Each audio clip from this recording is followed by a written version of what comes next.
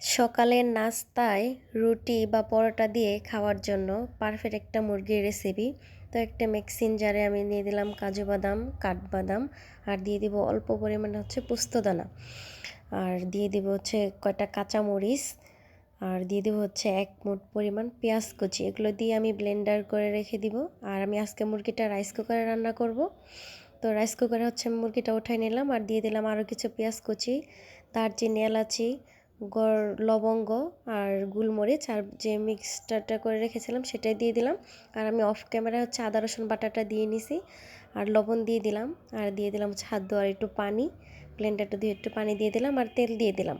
বাস এইটুকু মশলা, আর কিচ্ছু দিতে হবে না। এখন ভালো করে মাখায়া আমি রাইস কুকারে বসাই দিব।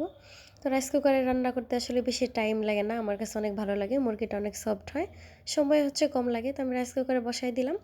10 মিনিট পরেই দেখব যেরকম বলক ওঠা শুরু হয়েছে।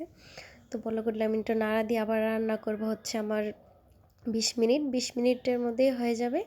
তো নামানোর আগে আমি কাঁচা মরিচ দিয়ে তারপর নামাবো। তো খুব মজা লাগবে এটা রুটি দিয়ে খেতে।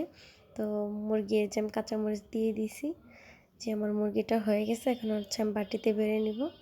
রুটি দিয়ে খাওয়ার জন্য একদম পারফেক্ট। এটা সকালের নাস্তা বা বিকালে আপনারা খাইতে পারেন মশলা ছাড়া।